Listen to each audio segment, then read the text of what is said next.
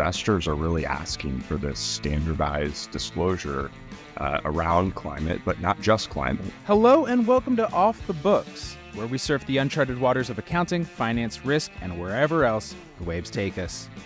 This episode is brought to you by Workiva, the ESG risk reporting compliance platform that simplifies your complex work and adds wrinkles of knowledge to your brain. Check it out at workiva.com/podcast. My name is Mike Gravagno, and I'm an Off the Books producer, recovering cherry Coke addict, and today's host. I'm looking forward to debating a great conversation today, and I'm very glad to have you hanging 10 with us. Today, we're going to do something a little different. Normally, we have a guest on who shares their expertise with our host, Steve and Catherine, or maybe we cut loose and I hop on and we talk accounting, movies, and memes. But the powers that be have decided that I've produced this show for far too long to still know so little about the field we're in. So we're giving me the chance to be less ignorant and ask a couple of our in-house experts questions that have been rattling around my noggin. So please join me in welcoming Steve Soter and Mark Mellen. Gents, could you please introduce yourselves? Steve, our listeners are probably pretty familiar with you. What's your whole deal? Yeah. My whole deal is laughing at you being voluntold to learn more. I think that's hilarious. But hello, everyone. Steve Soter, accounting enthusiast, Diet Coke aficionado. I am similarly looking forward to debating terrific conversations. And I'm actually super excited to be having this jam, Mike, with both you and Mark. I'm looking forward to this. Thank you. I'm looking forward to it as well. And Mark, welcome back. Longtime listeners will recognize you. You've been on a few times at this point. Yeah, thanks for having me back again. I guess my beverage of choice would be coffee. So that's pretty exciting, but I am pretty obsessive about it.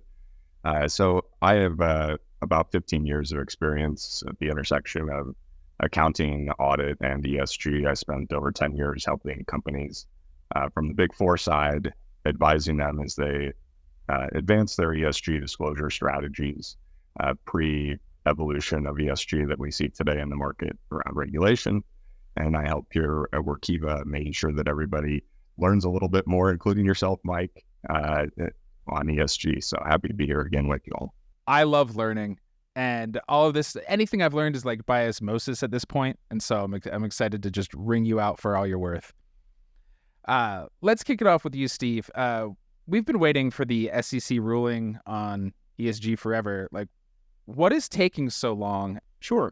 So let's take a step back just a little bit. The direct answer to your question is we are waiting for the SEC's climate disclosure proposal. It has been proposed. We are now waiting for that to be what is widely expected to be an adoption of a final rule. But I think it's important to take a step back and think about ESG broadly. Mark knows this very, very well, but people have been asking for this information for a long time. Companies have been sharing it. That has proven to be, I think, a competitive advantage in the marketplace. But investors have been asking for it as well as they factor in both the risks and opportunities the ESG issues generally pose to the places where they allocate their capital. And so what the SEC is doing is in response to, in this case, climate specifically, they have proposed a rule, a very extensive rule, about climate disclosures that would make their way both into 10Ks, into the narrative disclosure, but also into the financial statements and the footnotes. And when the SEC proposes a rule, Mike, they will ask for public feedback. That's part of the rulemaking process. And up to that point, no rule that they had proposed had received as many comments as this one. So I think total, if you include meetings and other things, the SEC got over 15,000 comments. So clearly there's some strong opinions. What I would say is that while I can't say universally, but the majority of those comments have been supportive, both actually from investors who have been looking for the same information, like I said, but also the companies. But there was also some constructive criticism, let's just call it, and we don't have to get into the nitty-gritty, but part of what the SEC is doing right now is figuring out, I think, a proposal, or a final rule, rather, that is going to try to meet the needs of everybody and take into consideration that collective feedback. I think there's widely expected to be some legal challenges as well as perhaps some legislative challenges in terms of Congress maybe acting. There's certainly some strong opinions about this rule on Capitol Hill. So with that background, it's a very, very complex process that the SEC is working through, and that takes some time. one of the things that's interesting is that we often think about, like, why is this taking so long? There has been a delay.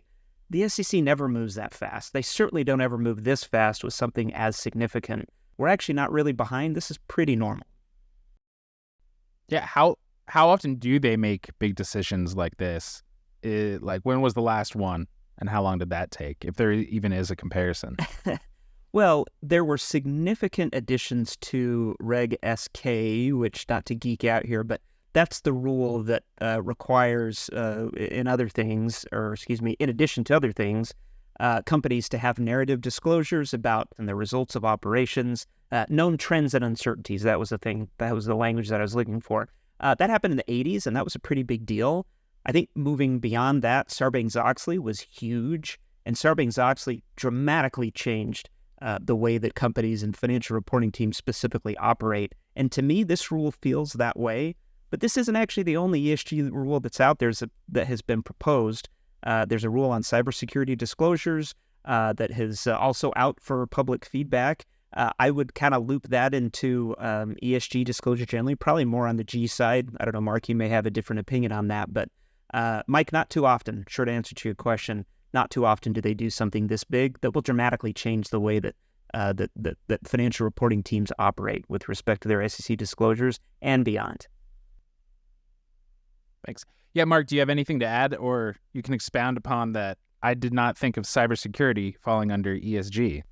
Yeah, no, it's a really good point. And when you look to standards in the marketplace under the voluntary ESG reporting that occurs today, standards like the SASB, Sustainability Accounting Standards Board, which now sits under the International Financial Reporting Standards System, under the ISSB, or International Sustainability Standards Board. But the SASB standards do provide for cybersecurity related disclosures, as do the Global Reporting Initiative, or GRI standards. So I would definitely see cybersecurity as something under the G and potentially even the S pillar of ESG, because it potentially impacts customers or the general public, depending on what kind of data that an organization holds. I think it's also important to point out, when we broaden the aperture around ESG beyond climate, the SEC has definitely taken this climate first approach, because as Steve mentions, investors are really asking for this standardized disclosure around climate, but not just climate. And part of that is cybersecurity, but part of it is also human capital. And there's a human capital disclosure proposal, again, that would go through that same cycle that we're within right now related to the climate disclosure proposal. There would be a proposal of a somewhat similar nature. Hard to tell what that will look like, but the SEC will likely propose something like that, because it today sits on their regulatory agenda on a similar timeline as the finalization of the climate proposal. So we could see those come together, that proposal for human capital disclosures, as well as the final climate rule. Just a lot going on with the SEC and a lot for companies to keep tabs on. I have so many questions to follow up on everything you just said, Mark. Starting with, when we say human capital, let's do really basic 101 stuff. What does that mean? Yeah, it's maybe a bad way of talking about employees, because it talks about them as in terms of capital, but it's really talking about the employees that an organization hires and retains and tries to provide opportunities for. And today, Steve mentioned Reg SK, and not to get too dirty again, but Reg SK was modernized a couple years back to ask for qualitative and quantitative disclosure around an organization's employees or human capital, if that organization determined that it's material. And when those came out, I've sort of made the argument, how could you say people are not an important part of your organization for any company? Right. Unless you're entirely run by robots. I'm not sure what company that would be today, but maybe in the future. But again, you will see a lot of companies in their item 1 section of MD&A disclosing some of those metrics around their employees, the total number of employees, some diversity stats within their employee base, whether that's divided amongst executive or management level and regular line workers. A lot of that disclosure exists today, but what the SEC will look to do is make that more prescriptive than what it is today, which it allows organizations to interpret what to disclose in many different ways, which again, when you're thinking about satisfying investors, you're looking to compare companies, company A versus company B versus company Y and Z. And to do that, you need this consistent disclosure. So having that ability to interpret what needs to be provided to investors through the current disclosure requirements in SK don't really satisfy investors to the extent they'd like to be satisfied, I guess. That makes sense. Yeah, it does. Is that why there's so much demand for the ruling, so investors can compare apples to apples? So it's not just like having to read the tea leaves and be like, well, this company's saying this company's doing something similar, but they didn't disclose it at all because they don't technically need to? Yeah, absolutely. And I think another layer of that is getting external assurance over those disclosures, which is currently part of what's proposed under the climate disclosure rule. But as you think about how investors use financial information today, it's audited on an annual basis. And it's also what we as auditors refer to as reviewed on a quarterly basis. And that gives confidence that a third party that's independent of the company has looked at that information, especially on an annual basis, with what I would call a fine-tooth comb, and determine that there aren't any material misstatements. There's going to be eventually that same level of scrutiny applied to GHG emissions, potentially, whether it be under the SEC's proposed rules or other regulations that we might see coming around the globe. And again, when I think of the analysis that investors do today and all the ratios that they run, PE ratio, current ratio, on and on, investors, analysts want to do similar analysis with GHG emissions as compared to revenue, GHG emissions as compared to headcount, whatever drives emissions within an organization, which they're not able to do today. This episode of Off the Books is brought to you by Workiva. When I listen to Off the Books, I like to treat myself to a side dish of Cheetos. That's right, the snack food you know and love that leaves behind an orange film on your fingers, or whatever your Cheetos fingers grab. It's like an audit trail of where your Cheeto hands have been. What if there was a virtual Cheetos for finance and accounting professionals that left an audit trail of who's been touching your data, who's been changing it, and when? Enter Workiva. It's the platform that simplifies complex work with built-in features like an audit trail. Your team can build spreadsheets, reports, and presentations in the Workiva platform. When anyone makes a change, the Workiva platform tracks who made that change, what changes were made, and the date and time of the change. It's like its own virtual trail of orange pixie dust, only much, much cleaner. See the many other benefits of using Workiva at workiva.com/podcast. That's WORKIVA.com/podcast.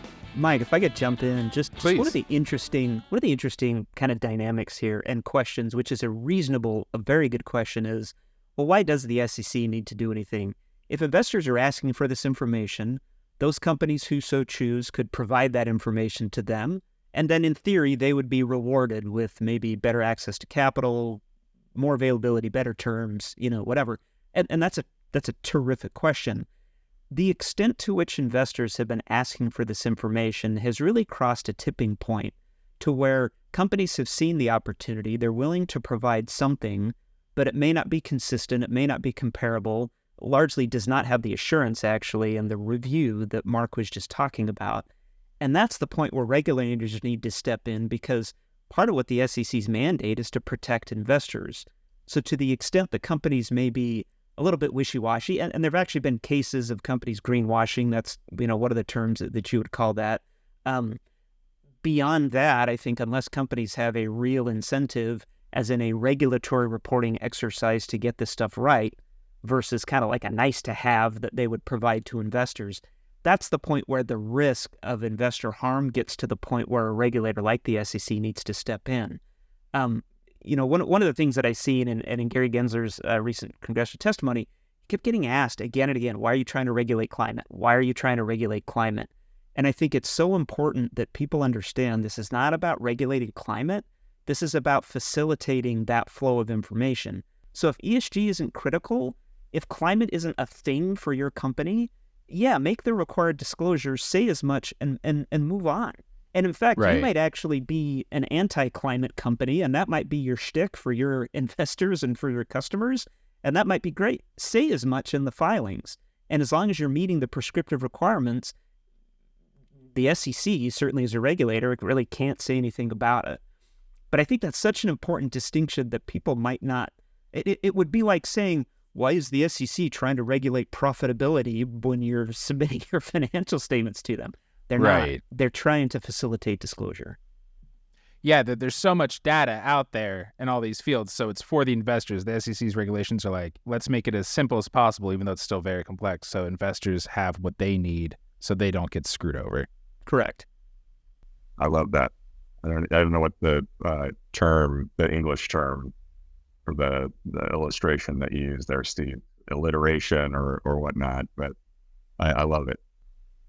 The analogy, perhaps. Analogy, yes. Thank you, Mike. Appreciate that. I'm learning too. That's what we're here to do. We're just here to learn. I can teach you guys poetic terms all day. That'll be a different episode. Mark, let's hop in my head across the pond a little, and here's maybe where I was wrong. What's the deal with CSRD? What is it? Why is that suddenly a big deal? Yeah, the CSRD, or Corporate Sustainability Reporting Directive, is the evolution of the EU's non-financial reporting directive, or NFRD, which a little over 10,000 companies, I believe, are subject to today. Under the NFRD, though, companies are able to provide their generic sustainability reporting, and I say generic because it can take many forms. And under the CSRD, the EU is attempting to regulate, again, a more standardized approach to this ESG disclosure, and it will actually apply to a lot more companies. So as we think about this being across the pond, we're starting to hear more and more about it here in the US because it is applying to companies in the US based on certain characteristics of whether they have operations or certain amount of individuals or employees based in the EU. So again, organizations are going to have to think about whether they are subject to regulation like the CSRD, which will require broader ESG disclosure under a new set of ESG disclosure standards, which will be referred to as the European Sustainability Reporting Standards. A new favorite acronym of the alphabet soup is the ESRS, obviously. There are current drafts out in the market. People can go out to the EFRAG's website, European Financial Reporting Advisory Group. That is who is working to create these standards that will be used, again, to comply with the CSRD.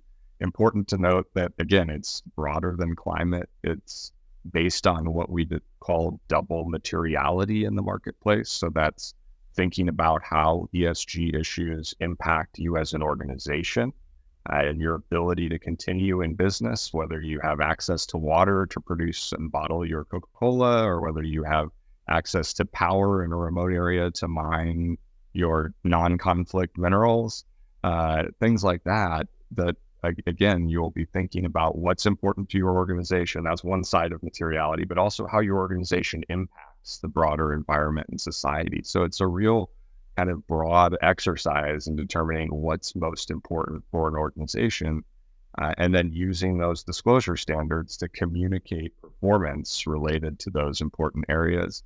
And just to add on top, where there will be assurance requirements similar to what the SEC is proposing over the climate disclosure rule.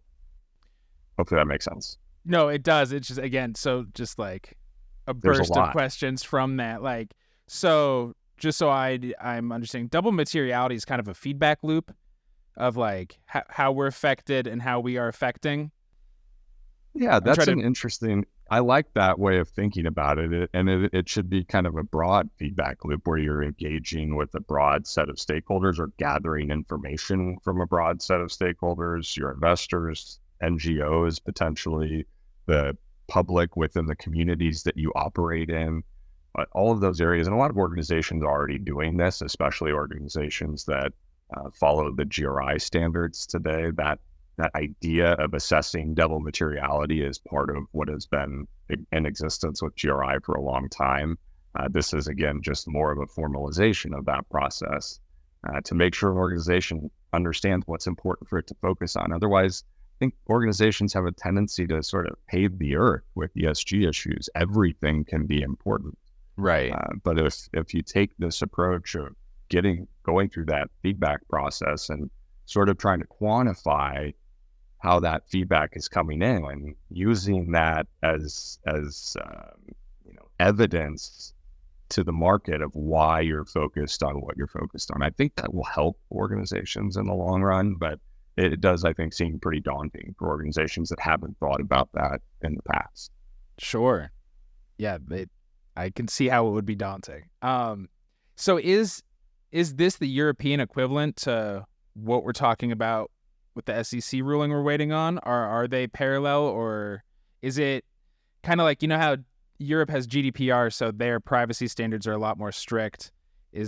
Are they just going to be more strict on everything, and then the U.S. figures out her own way, or is that a false equivalence? Steve, you want me to try first? I think that's right.